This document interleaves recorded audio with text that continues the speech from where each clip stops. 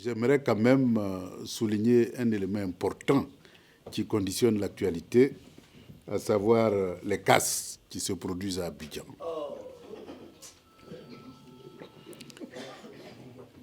J'avoue que pour l'ancien directeur général du BNED que je suis, quand je vois ça, ça me fait très mal parce que j'ai l'impression que nous avons un gouvernement qui est en guerre contre la population. C'est-à-dire que la guerre déclenchée contre la Côte d'Ivoire continue jusqu'aujourd'hui. Parce que je ne peux pas comprendre qu'il existe des méthodes, des procédures, des règles du jeu, et on met tout ça là de côté pour s'attaquer frontalement à une population qui vit tranquillement dans sa maison. Ce qui se passe aujourd'hui en Côte d'Ivoire ne respecte aucune science. Je dis bien aucune science. Ils ont baptisé leur opération d'aménagement de quartiers restructurés. Dans le domaine de l'urbanisme, chaque mot a son importance. Chaque mot a un sens et chaque mot procède d'une science. Quand on aménage, parce qu'il y a plusieurs opérations possibles, il y a ce qu'on peut appeler l'aménagement urbain, ce qu'on peut appeler la restructuration urbaine, et il y a ce qu'on peut appeler la rénovation urbaine. Mais rien de tout ce que je viens de dire là ne peut se faire sans l'accord préalable de la population cible. Rien dans ce domaine-là ne se fait en dehors d'eux. Et donc, ce sera tous les grands projets, et c'est une norme internationale. Aucun projet ne peut se réaliser sans une étude d'impact environnemental qui procède de la participation des concernés à une opération de développement. S'il s'agit d'un aménagement, il s'agit tout simplement d'ouvrir de la voirie, de l'assainissement, de l'électricité, de l'eau, si c'est un quartier intelligent, des fibres optiques, mais aussi des équipements collectifs, des équipements sociaux, des équipements administratifs et des équipements sécuritaires. Tous ces éléments-là font partie d'un document de planification qui est accepté par la population. Et ceux qui doivent perdre leur logement sont indemnisés avec leur accord, après avoir négocié la juste compensation de la perte de leurs biens. Et c'est une fois que ceci est fait qu'on peut procéder aux casses. Mais nous assistons là à une guerre qui est déclarée contre la population de Côte d'Ivoire. On nous dit que c'est parce que quand il pleut, eh bien, il y a des zones sensibles et il y a des zones inondables. Donc, en prévention de cela, eh bien, il faut casser les maisons qui sont dans les zones sensibles. Ce n'est pas un argument. Ce n'est pas un argument parce que les zones sensibles dont on parle sont liées au développement de la ville d'Abidjan. La ville d'Abidjan souffre d'un mal développement. Les quartiers précaires en 2000, il y avait à peu près une centaine. Aujourd'hui, on est à près de 176. Ce qui veut dire qu'en moins de 10 ans, les quartiers précaires ou les quartiers restructurés ou les quartiers mal construits ont pratiquement doublé. cela est lié à un seul phénomène, c'est de l'urbanisme non maîtrisé, sauvage. Et donc, voilà un État qui endette sa population avec un montant de la dette qui atteint à peu près 25 000 milliards aujourd'hui de francs CFA, dont on ne voit pas trop à quoi ces 25 000 milliards ont servi. Puisque les routes, les ponts qu'on nous présente, j'ai lu tout dernièrement la déclaration du ministre des Infrastructures, lui-même il dit que de 2011 jusqu'à aujourd'hui, le total des investissements fait 3 000 milliards, face à un endettement de 25 000 milliards. C'est-à-dire à peu près 15% de tout ce montant-là. Donc voilà la réalité. Mais lorsque vous allez demander où sont passés les 25 000 milliards, on va nous dire non, on a construit des routes, on a construit des ponts. Mais eux-mêmes, ils disent que tout l'investissement dans ce secteur-là n'a pas dépassé 3 000 milliards. Voilà la réalité. Et donc, si on vous envoie, on vous donne 10 000 francs CFA, on dit allez-y me trouver, m'acheter du pain, que vous venez avec une baguette de pain. Si je suis un ignorant, c'est-à-dire que je ne connais pas le prix des pains, je vais vous féliciter. Vous avez bien travaillé, j'ai demandé du pain, vous m'avez envoyé du pain. Mais si je connais le prix d'une baguette de pain, je vais dire, camarade, où est ma monnaie? Qu'est-ce que tu en as fait? C'est cette question-là qu'on doit poser à notre gouvernement actuel. À quoi ont servi les 25 000 milliards de francs CFA qui plombent l'avenir de toute une population, de tout un pays pour l'avenir? Et la question de la dette, c'est vrai, on peut dire qu'aucun pays ne peut se développer sans endettement, mais la meilleure dette, c'est celle qui permet de générer suffisamment de revenus pour rembourser cette dette-là. Lorsque vous empruntez de l'argent et que vous dépensez et que ça ne crée pas de la richesse pour rembourser cette dette, c'est que vous avez fait un mauvais investissement. Et en Côte d'Ivoire, on peut parler de mauvais investissement. Parce que la dette actuelle se finance par d'autres dettes.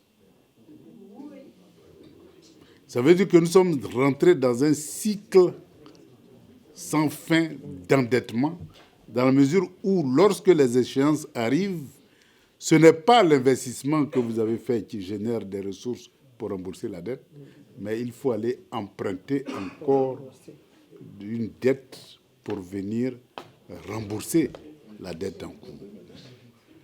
Mais comme il n'y a pas de débat démocratique, comme depuis 2011, eh bien, tout le combat que le Front populaire ivoirien en son temps a mené pour arriver au multipartisme, eh bien, tout ce combat-là a été mis à l'eau. Les libertés démocratiques, on connaît leur sort.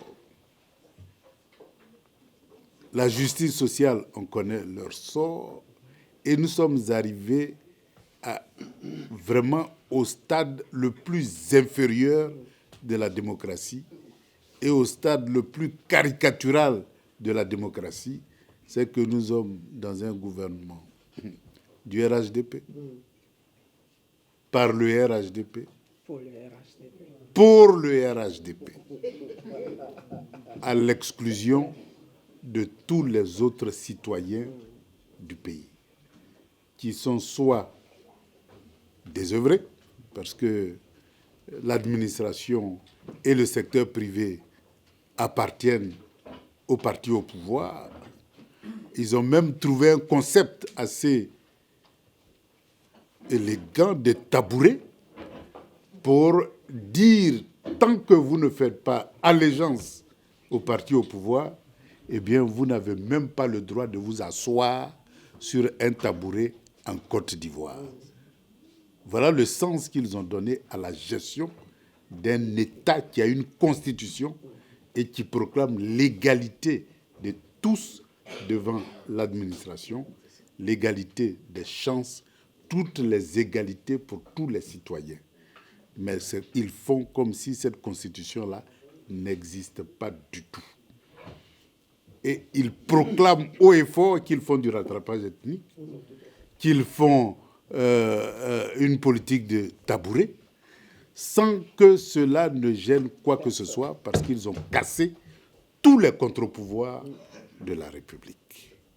Voilà pourquoi, actuellement, la bataille que nous devons mener, c'est la bataille pour la démocratie, c'est-à-dire le pouvoir du peuple, par le peuple et pour le peuple. Mais ce que nous devons retenir aussi, c'est que ce concept de démocratie, dont le contenu, évidemment, dépend des circonstances, des contextes, ce n'est pas un acquis. C'est-à-dire, vous pouvez conquérir la démocratie et vous pouvez aussi la perdre. Et l'exemple le plus frappant, c'est le cas français. La révolution a eu lieu en 1789 pour proclamer toutes les libertés, pour proclamer la Déclaration universelle des droits de l'homme. Les révolutionnaires même y ont perdu leur vie. Et la France a connu à peu près 3 restaurations monarchiques, avec des empires, des guerres, et ils sont arrivés à la Ve République. C'est pour dire que la conquête de la démocratie, c'est une conquête permanente. Les droits démocratiques sont des droits qui sont des conquêtes permanentes. Mais dans le cas de la Côte d'Ivoire, nous savons tous que lorsque Laurent Gbagbo a pris le pouvoir en 2000, c'était pour passer du multipartisme à la démocratie. Et comme il le disait lui-même, donnez-moi le pouvoir pour que je vous le rende. C'était ça l'expression la plus achevée de la démocratie.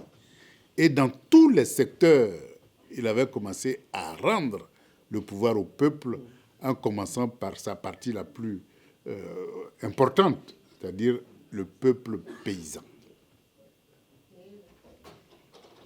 Et donc, toute la politique de restructuration de la filière agricole avait un seul objectif, rendre le pouvoir aux paysans. Pour qu'on passe du concept de paysan au concept de fermier et d'entrepreneur agro-industriel. C'était ça la vision stratégique de Laurent Gbagbo. Cette vision-là, parfois, n'arrangeait pas, parce que tout système, il y a des gagnants et des perdants. Les gagnants de ce système, c'était les paysans, et les perdants, c'était tous ceux qui, lorsque le paysan avait fini de produire, venaient acheter à vil prix pour mettre dans des sacs, dans des bateaux, pour aller vendre à l'extérieur. C'est ceux-là qui gagnaient de l'argent. Et les paysans ne gagnaient pas de l'argent.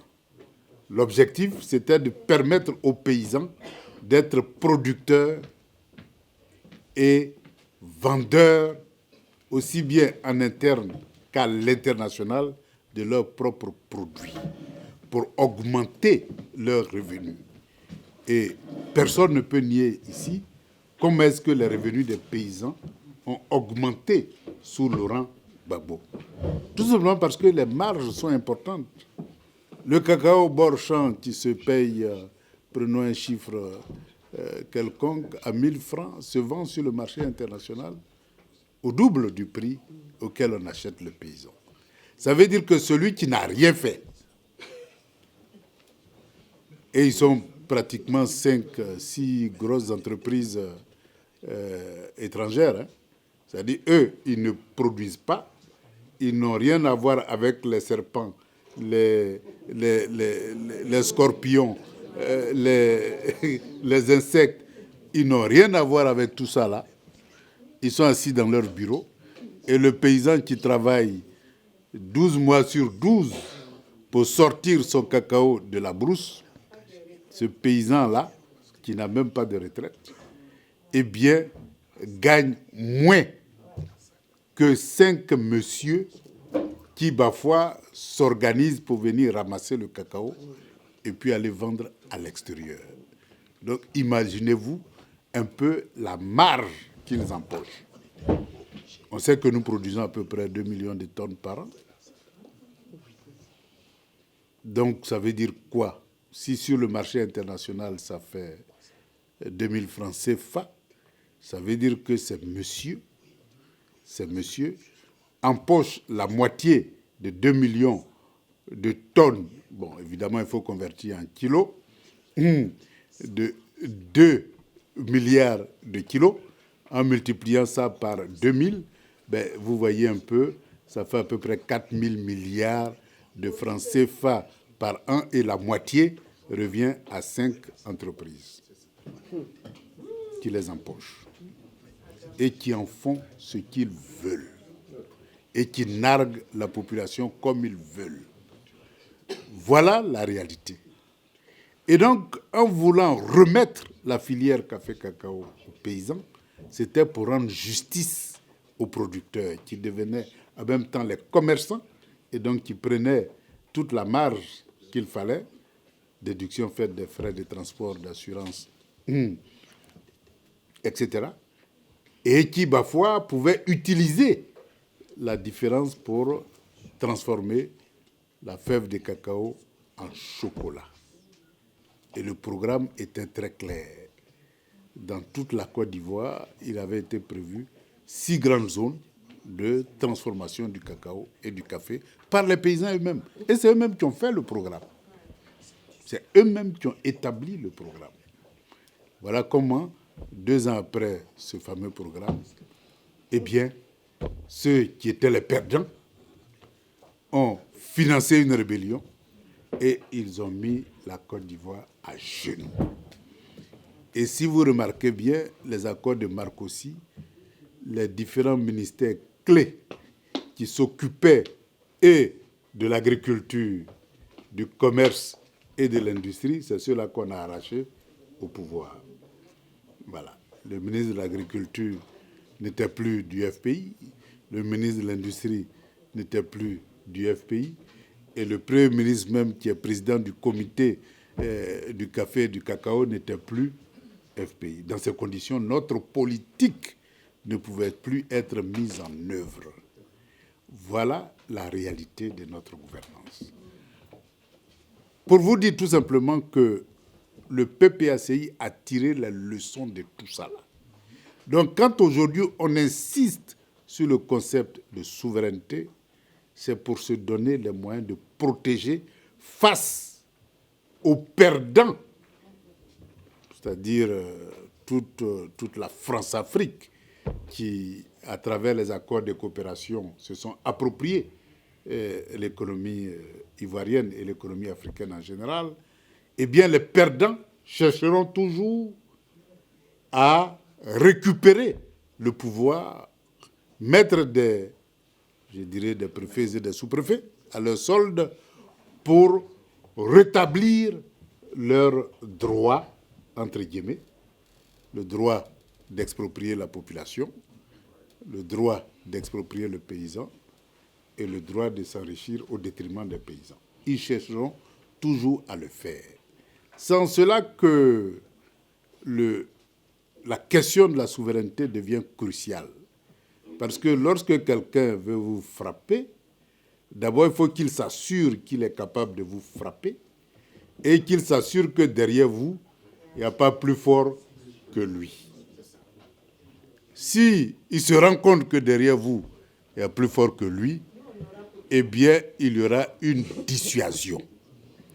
Et donc, ce qui était possible dans un contexte passé, où il y avait l'hégémonie de l'Occident sur toute la planète, eh bien, ce contexte-là qui faisait que lorsqu'on voulait te frapper, il n'y avait personne pour te protéger, ce temps-là est révolu.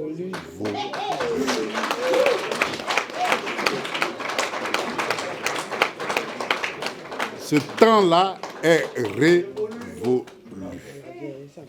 Nous évoluons vers un monde multipolaire où plusieurs pôles de développement sont nés et la naissance de ces pôles de développement nous offre aujourd'hui de choisir des partenaires en matière de défense et de sécurité. Et donc, nous sommes dans un nouveau contexte et évidemment, ce qui nous est arrivé ne peut plus arriver au Mali, ne peut plus arriver au Burkina, ne peut plus arriver au Niger. Ça, c'est du passé. Voilà. Et donc, l'avènement de ce monde multipolaire-là est idéologiquement en phase avec notre volonté d'émancipation et donc de protection de notre développement, de protection de notre processus de démocratisation. Pourquoi? Parce que il ne faut pas se tromper. Nous sommes dans un monde qui est sans pitié, où seuls les intérêts prédominent. Or, on sait que le continent africain, la domination du continent africain a permis au monde occidental d'asseoir sa puissance économique. Et donc, leur survie, enfin, c'est ce qu'ils pensent, mais moi, je suis convaincu qu'on peut coopérer autrement. Ils pensent que le développement du continent africain leur privera des moyens, des matières premières nécessaires pour alimenter leurs usines. Ça, c'est ce qu'ils pensent. Et donc, ils font tout pour maintenir, à travers les accords de coopération, l'Afrique dans la production des matières premières. Or, pour produire des matières premières, on a besoin d'une éducation primaire. Mais ce qui était une vérité en 1960 ne l'est plus aujourd'hui. Il n'y a pas que des gens qui sortent de l'EPS, école primaire supérieure. Ça, c'était le maximum. École primaire supérieure. Aujourd'hui, on a toutes sortes de docteurs. C'est-à-dire, on en a tellement qu'ils sont au chômage. Voilà la réalité. Donc, ce qu'on a concédé hier, qu'on ne pouvait pas faire hier, aujourd'hui, on peut le faire. Donc, ça veut dire que nous sommes capables de transformer nos matières premières en produits finis et nous sommes capables de produire sur le sol tout ce que nous avons l'habitude d'importer. Mais ça, qui sera le perdant? Qui sera le gagnant? En tout cas, l'Afrique sera gagnante. Aux autres de chercher ce qu'ils peuvent gagner dans ce nouvel ordre mondial. On peut aussi les conseiller dans ce sens. Mais comme ils sont plus forts, ils pensent qu'ils n'ont pas besoin de réfléchir à des alternatives et qu'il faut casser tout ce qui est volonté de souveraineté. Voilà pourquoi notre cher camarade Laurent Gbagbo a été cassé en 2011. Il n'y a pas d'autre raison. On l'a accusé de crimes contre l'humanité, de celui qui tuait son propre peuple, de celui qui massacrait son propre peuple. Eux-mêmes, leur propre tribunal a cherché et n'a rien trouvé. C'est pour dire que les raisons étaient ailleurs.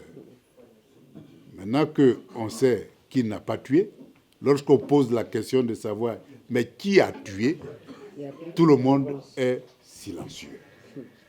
Parce que, évidemment, eux-mêmes, ils savent qui a tué. Ils sont même co-auteurs directs et indirects de qui a tué. Et comme ils sont juges et partis, ils ne peuvent pas se juger. Donc, silence radio sur l'ensemble des victimes de la crise ivoirienne. Voilà comment le monde hégémonique procède. Silence quand ils sont complices des massacres, mais beaucoup de bruit lorsque vous vous soulevez contre leur intérêt. Alors là, vous devenez des non-démocrates, vous tuez votre propre peuple, vous êtes des terroristes, vous êtes des dictateurs, on vous colle tous les mots qui ne sont pas bien à entendre pour vous diaboliser et vous écarter. Eh bien, ce monde-là, il est fini. Il est fini. Et donc, nous devons prendre conscience que nous sommes dans un nouveau contexte international. Et ce contexte international est favorable à l'émergence d'une Afrique unie comme un seul pôle économique qui peut se gouverner pour produire tout ce dont nous avons besoin. Mais il faut d'abord couper le cordon ombilical. Voilà. Et le couper, eh bien, c'est prendre conscience que nous avons tissé des liens qui étaient peut-être valables en 60, mais qui ne sont plus valables aujourd'hui. C'est comme la question de la monnaie. On a signé des accords monétaires. Il y avait combien qui savaient ce que c'est que la monnaie en 1960? Je ne crois pas du tout qu'il y ait beaucoup. Donc, on a signé des accords monétaires pour rétrocéder ça à la France pour dire « gère pour nous ». Aujourd'hui, on a tellement d'économistes que cette vérité d'hier n'est plus valable aujourd'hui. C'est comme la défense. On dit, bon, comme on n'a pas assez d'officiers, on n'a que des tirailleurs qui ont fait la Seconde Guerre mondiale. Donc, pour avoir des stratèges et des officiers, eh bien, on va confier notre sort à la France. Aujourd'hui, on a tellement de stratèges et d'officiers qu'ils sont tous en prison. Voilà, et qu'on les sort petit à petit.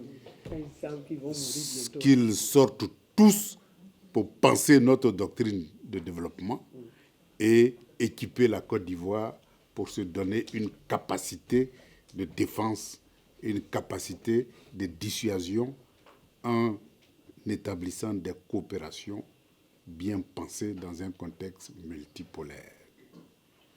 Parce que n'oublions pas, ton agresseur d'hier ne peut pas être ton gardien aujourd'hui. Ce n'est pas possible. Si vous faites cette erreur, ça veut dire que vous n'avez pas envie de vivre. Donc voilà un peu le nouveau contexte sur lequel on peut vraiment épiloguer, sur lequel on peut réfléchir, mais nous sommes devant une situation où nous avons aujourd'hui le choix entre se libérer et continuer à être des esclaves modernes. Nous avons le choix entre créer les conditions du plein emploi en transformant toutes nos matières premières en produits finis ou continuer à être des producteurs de matières premières et donc ne pouvons pas employer des personnes qui ont un niveau de qualification beaucoup plus élevé que les PS et donc qui se retrouvent au chômage ou en exil ou dans les mouvements djihadistes. Et donc c'est cette problématique-là qui s'offre à nous et nous avons le choix. Faisons donc le bon choix en faisant de telle sorte que le PPACI, avec à sa tête Laurent Gbagbo, revienne au pouvoir pour asseoir une démocratie véritable, une souveraineté véritable dans un contexte qui a complètement changé, qui n'est plus le contexte de 90 ni de 2011, mais la réalité d'aujourd'hui où nous avons un monde multipolaire qui se dégage. Et donc, nous avons la possibilité de construire une démocratie. Mais pour ce faire, il y a des obstacles à franchir. Voilà. Le premier obstacle, c'est le nom de Laurent Gbagbo sur la liste électorale.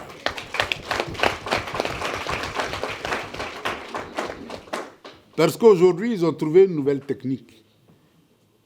Dès lors qu'on sent que les idées que vous portez ne sont pas en phase avec l'hégémonie occidentale, eh bien, vous vous retrouvez criminalisé et vous vous retrouvez en prison ou en liberté provisoire et vous n'êtes pas capable d'être candidat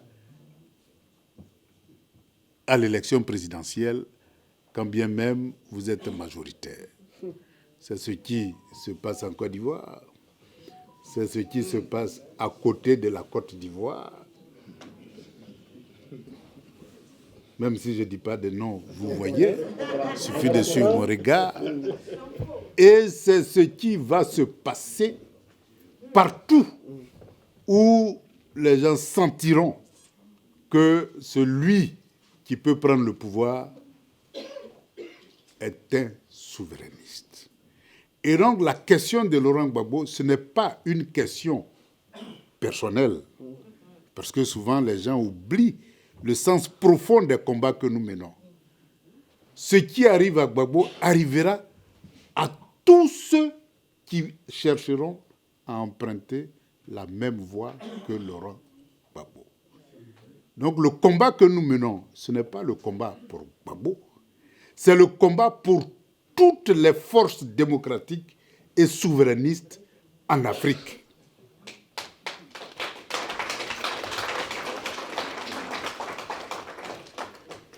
Si nous perdons ce combat-là, eh bien, il sera difficile qu'on accède à la souveraineté. Mais si nous gagnons ce combat, la voie est ouverte pour que cette victoire-là se répète un peu partout sur le continent africain et que les forces souverainistes émergent. Pourquoi les forces souverainistes doivent émerger? On a vu un peu lorsque l'Afrique de l'Ouest voulait mettre en place sa monnaie, l'éco. Tout était prêt. La stratégie, la méthode, les dates, tout était prêt.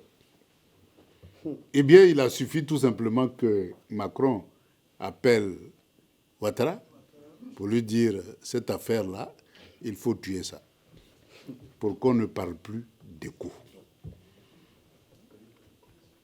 Et donc, tant que nous ne sommes pas souverains, on ne peut pas aller vers le panafricanisme. On ne peut pas aller vers l'unité.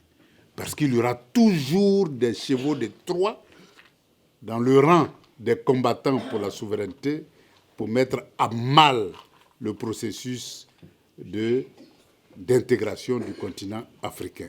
Cela ne date pas d'aujourd'hui. C'est depuis les Kwame Nkrumah, etc., etc. C'est le même schéma qui fonctionne. Et donc, il faut arrêter cela en faisant monter les forces souverainistes pour aller vers le panafricanisme. Donc, voilà un peu la feuille de route des militants du PPACI. Donc, inscrire le nom de Gbagbo Laurent sur la liste électorale, c'est inscrire le nom de tous les souverainistes africains sur les différentes listes électorales dans tous les pays pour que les forces souverainistes émergent dans tous les pays africains. Voilà le sens profond du combat que nous sommes en train de mener. Et donc, nous devons réussir ce combat-là. C'est un impératif. Et si nous réussissons, le deuxième combat, c'est la liste électorale. Vous-même, vous savez que depuis 2010, eh bien, on a envoyé tous les souverainistes en exil ou en prison ou en exil intérieur, parce qu'ils ont quitté leur maison, ils ont quitté leur emploi, on les a chassés de tous les emplois possibles. Et donc, ils sont au chômage et en exil intérieur ou en exil extérieur. Et donc, ils ne sont pas en grande majorité sur la liste électorale. Et la population pro-souverainiste, c'est-à-dire la jeunesse, n'est même pas inscrite sur cette liste électorale. Et en même temps, ils ont mis en place des mécanismes d'accession à la pièce d'identité qui permet de s'inscrire sur la liste électorale, de telle sorte que, eh bien, si vous n'avez pas du travail, vous ne pouvez pas faire les pièces d'identité pour tous vos enfants en âge de voter. Et donc, il y a des obstacles aussi bien financiers que des obstacles, je dirais, administratifs pour que tous ceux qui sont en âge de voter soient inscrits sur la liste électorale. Et donc, ce combat-là aussi, nous devons le gagner pour que la liste électorale, qui est aujourd'hui à l'image du RHDP, devienne une liste électorale qui est à l'image de la Côte d'Ivoire. Donc, ça doit être une liste électorale consensuelle et inclusive. C'est la deuxième condition pour que les forces souverainistes puissent conquérir le pouvoir. La troisième condition, c'est évidemment la commission électorale indépendante. On ne peut pas concevoir que dans une compétition, eh bien, l'arbitre soit l'avant-centre de l'équipe adverse. Ce n'est pas possible. Eh bien, on sifflera tous les buts que vous allez gagner comme hors-jeu et on sifflera des pénaltys pour vous mettre des buts qui vont vous faire perdre. Donc, nous voulons une commission électorale indépendante et consensuelle pour que l'arbitre soit l'arbitre. Parce que non seulement nous voulons gagner les élections dans les urnes, mais nous voulons aussi gagner le résultat des élections. Parce qu'en Côte d'Ivoire, vous pouvez gagner les élections et perdre les résultats parce que l'arbitre a décidé que vous avez perdu. Et c'est fini. Voilà pourquoi nous devons avoir une commission électorale consensuelle. Si ces différentes conditions sont réunies, il n'y a pas de raison que le PPACI ne reprenne le pouvoir demain. Il n'y a aucune raison. Et donc, la bataille que nous allons engager, et je suis heureux que le représentant a appelé à une manifestation, eh bien, c'est une bataille décisive et déterminante pour l'avenir de la Côte d'Ivoire, l'avenir de l'Afrique, l'avenir de la souveraineté et du panafricanisme. Voilà, chers camarades, ce que je voulais dire en introduction. Pourquoi on a le temps d'échanger? Merci, monsieur. Merci.